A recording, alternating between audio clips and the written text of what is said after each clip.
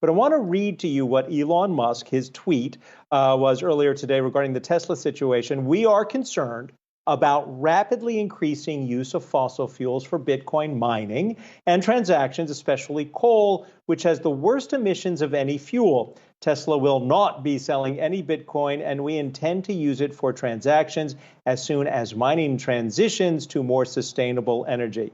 There are a lot of loaded comments in that to help us make truth out of what might be a new big lie. We're going to invite into this stream the Director of Research from Coindesk, Noelle Acheson, and it's good to see you again, Noelle. Let's get right to that whole thing. Thanks so much for having me. Great to be here. You're welcome. Green energy and this discussion we have among all our friends that Bitcoin mining creates or uses mass amounts of energy which are generated by fossil fuel burning coal, which destroys the environment. What's the truth?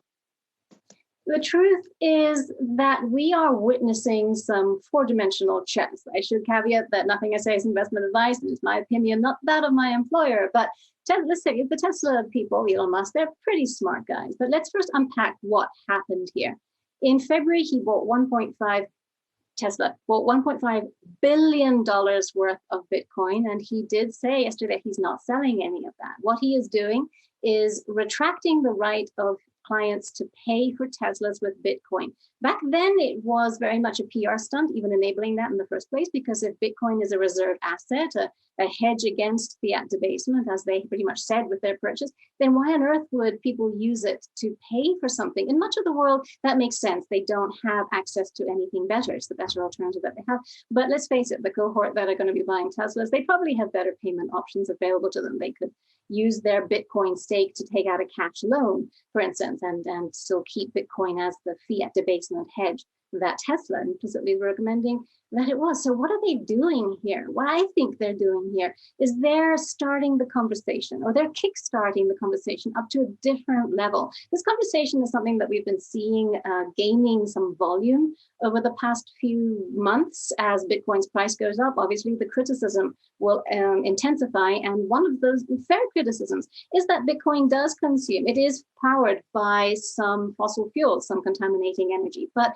what Tesla got totally wrong in their statement is that that percentage is increasing. It's not. That's factually incorrect. It's decreasing. Bitcoin is increasingly powered by renewables. And I don't think Tesla would buy $1.5 billion of Bitcoin without at least getting some of their facts straight. So what really are they doing here? I think this is a four-dimensional chess PR stunt.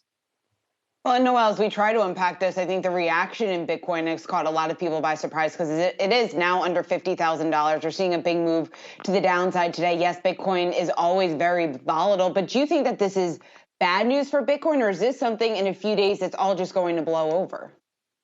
I think it's in a few days it's all going to blow over, because one thing that's totally guaranteed, Shanna, is that in our industry, there's always a more fascinating story tomorrow. Just when we think things can't possibly get more interesting, they really do. And so we saw Bitcoin plummet on this because Elon Musk is a very smart man, and what Tesla does, we should pay attention to. But once people start to poke through the holes in this statement, they're going to see that it is nothing more than a kickstarting of a conversation that really does need to happen.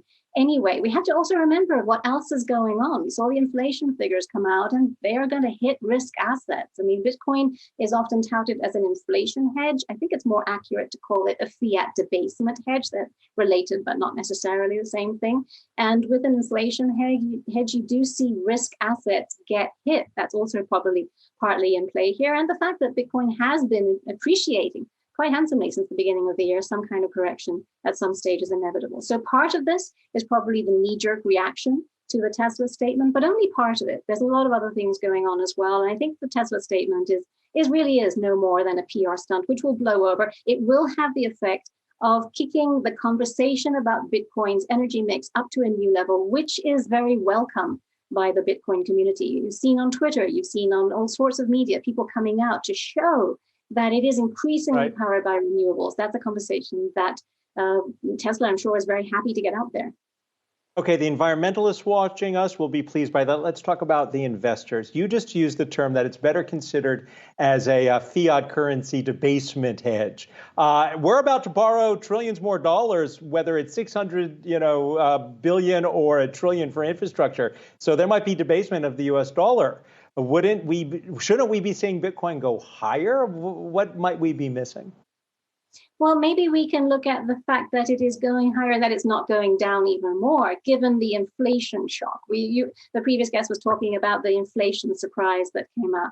And let's face it, if the inflation surprise is going to kick yields up, that is going to affect risk assets across the board. One of the things that has been powering Bitcoin over the past few months is that yields are so low that it doesn't matter that Bitcoin does not have a yield. We have the same kind of arguments generally, not recently, but generally powering gold as well. When yields are low, yield-free assets tend to do better, especially in the case when they're talking about limited supplies. With yields going up, then risk assets tend to get hit.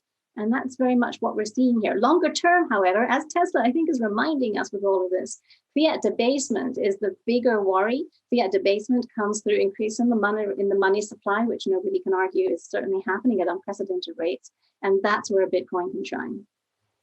Always love it when the people from Coindesk give us a better insight into what's happening with crypto and Bitcoin. Noelle Acheson is Coindesk's Director of Research. We appreciate your comments.